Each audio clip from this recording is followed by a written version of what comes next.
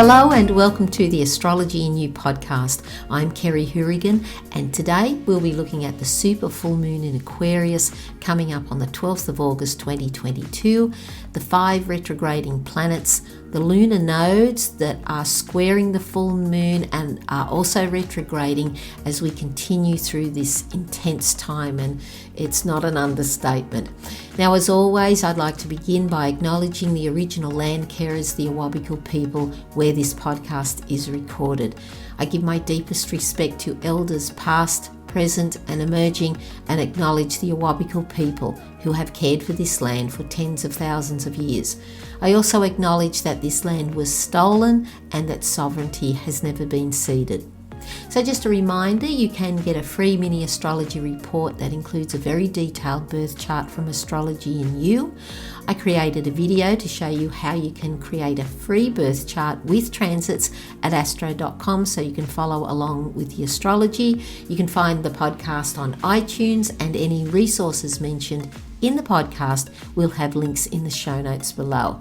And if you receive the newsletter, you will have access to the full moon in Aquarius through the houses. So as you can imagine, there are countless interpretations, and this depends on your own individual situation. So I've put together some general interpretations that will help you understand the energies better.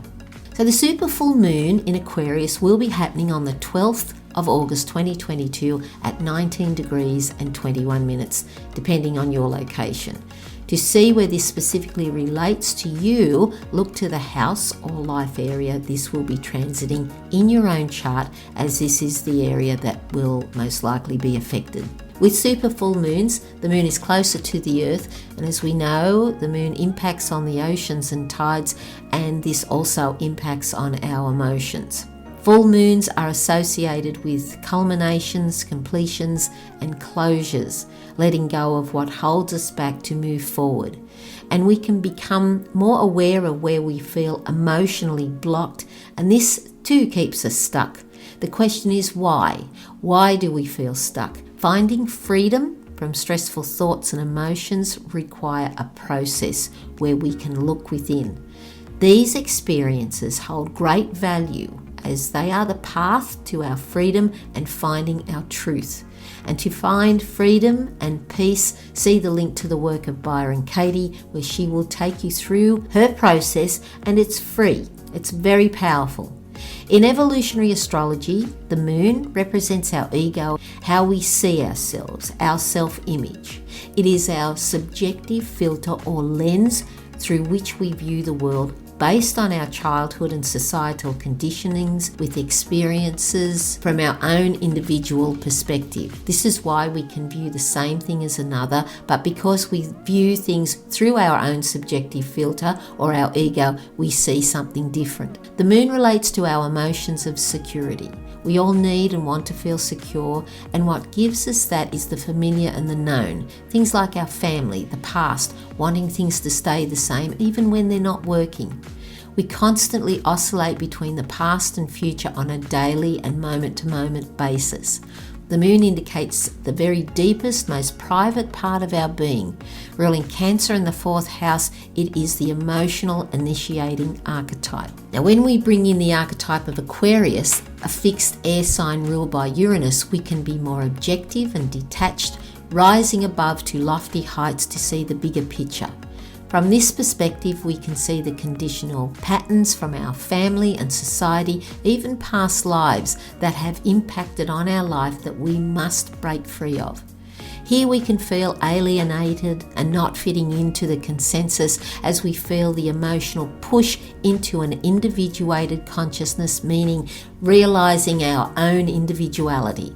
It is our individuality and living from our own uniqueness we become rebellious to constricting patterns and the status quo. This is why we are seeing protests against governments and authorities on a global scale. We have a handful of people running the show in the financial and political arenas, trying to keep us living by the old, distorted, patriarchal ways that do not serve the whole anymore. And so in our own individual life, we see our own rebelliousness in action against our own conditioned limiting patterns. I mean, we have Saturn in retrograde conjunct the full moon also in Aquarius, and that is the planet of limitations and boundaries, urging us to create new structures for a better future. So the full moon in Aquarius will shed light on what we keep hidden, to address what isn't working anymore, to release us for the sake of our future. Any restrictive emotions like fear, anger, and unworthiness will keep us shackled, preventing us from moving forward from our past towards our future. This is the time to consider what doesn't work for you and what needs to be changed or released. Now, depending on the life area or house the full moon in Aquarius is transiting, this letting go can come with feelings of insecurity as Aquarius stirs our uniqueness from within us. We can often experience brilliant ideas and concepts that fly in, stirring our creativity and our evolution. Now, we also have the Sun in Leo, and this also throws light on where our creativity is limited within the conformity of society, restricting our ability to express our creativity. And this can feel extremely frustrating. The key is in our creativity to find new ways, linking our own individual purpose within society. So I hope this is all making sense. So Uranus, the ruler of Aquarius, is currently in conjunction with the North Node and Mars, all in Taurus. This combination continues the shake-ups from our comfort zones, pushing us forward from where we have become stagnated. These shake-ups accelerate our evolution both on a collective and individual basis. And this can be very stressful. The North Node in Taurus and South Node in Scorpio is squaring the full moon in Aquarius, and this is also creating tension and pressure relating to the breaking away from the past to continue moving forward on our evolutionary path as a whole and as individuals. If continually resisted, pressure builds up and sudden shocks and shake-ups occur, as they must, to break us out of this stagnation. Globally, we can see shocks and shake-ups to the financial markets, politics, earth events, and with the combination of Mars and Uranus, it would not be unusual to see war-like commentary as well, which we are experiencing on a daily basis. So we also have these 5 planets that are retrograding. So there's Pluto, Saturn, Neptune, Jupiter, and I've included Chiron in this. So starting with the retrograde motion, for those of you who don't know, when a planet retrogrades, it appears to stop and move backwards. Now, we know this does not literally happen. Because we see this from the Earth's point of view, it appears this way as planets have caught up, or we've caught up to these planets. Similar to when we catch up to a car on dual lanes and it looks like the wheels are going backwards when in fact we are both moving forward. Planets in retrograde stir the necessity to retreat, withdraw, and rebel against present circumstances. Retrogrades accelerate evolution within specific areas indicated by the house and sign the planet is in. And we can feel we are reliving and or repeating experiences in order to revisit and resolve these issues. When these issues are resolved, we can feel a sense of relief and freedom. However, if we resist the change we know we must do, we are destined to repeat the lessons. Retrogrades of the planets happen from time to time, and this allows us to go within, to review and withdraw, to resolve, or even rebel in some cases. So with this in mind, let's briefly talk about the retrograding planets and their associations in my own understanding. So just ponder on these general interpretations both globally and in your own individual life. So just check the house or life area this is happening for you for reflection and review, to resolve issues that need to change to move you forward in life.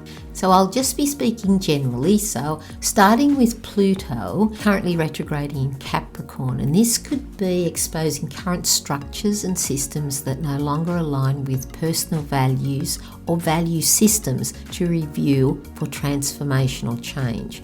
This will no doubt come with a degree of emotional intensity for that change to to occur. Saturn, as I mentioned before, is conjunct the full moon, and Saturn is about structure, the awareness of our human body, what structures we have been in societally speaking, which in turn impacts on our individual structures psychologically, emotionally and spiritually. And Aquarius is the future, reflecting and reviewing old structures that do not accommodate our vision for our future both globally and individually. Neptune is retrograding in Pisces, and Neptune rules Pisces. Neptune is known as the dissolver. It is dissolving the untruths to ultimately reconnect us to the God within, the source of creation within us. Neptune is where we contemplate there must be more to life than our material world and what consensus tells us. I see this energy continually dissolving the old ways, and here we can discover new ways to connect to our true nature, which is loving, kind and gentle. And we can find ourselves rebelling against the world to find the truer meaning of our lives. Jupiter is retrograding in Aries, which can have us reviewing our current belief systems to find our own individual belief system that align with our own truth. So there's a lot of talking about truth here, and this is why we are seeing the consistent exposure of corruption from the cover-ups to find the truth from governments and big corporations. Chiron is retrograding in Aries, and Chiron correlates to our own individual wounding experiences and the greatest potential to heal those wounds. As an example, this may be a constant theme throughout our life. Aries is the archetype of I am. Therefore, we can review and merge into our individual healing, which can require courage to face our wounds that have caused us pain and holds us back, to ultimately let go for us to continue on our evolutionary journey. With Jupiter in Aries in conjunction to Chiron brings a sense of optimism and freedom in finding our truth. So there is a lot going on. There's a constant theme of letting go of the old to find the new, the truth being exposed, finding our own individuality and our own uniqueness that we can contribute back to the community and the society as a whole. So the moon is also about nurturing. So how can we nurture ourselves with the super full moon in Aquarius? Well, I have some suggestions you might like to consider. Always start with a meditation practice to connect with your soul, the God within. That's what you're connecting to. Review, resolve and release what holds you back, and investigate what is holding you back. The question is, why do you have these feelings? Be in nature wherever possible. Embrace your own uniqueness and how it can serve the community. And also contemplate your future. Listen to your heart's intelligence, because this is where you find your truth and meaning. We connect through our hearts to every living thing, to each other, the cosmos, and the original source within. Wherever you can be in the high emotions of hope, gratitude, joy, relief, appreciation, and know that all is well. Thank you for listening. And I'd just like to say welcome to all the new subscribers. I'm always thrilled to think we connect all over the world. It's amazing. Take care of yourself. God bless. And I'll see you next time. Bye-bye.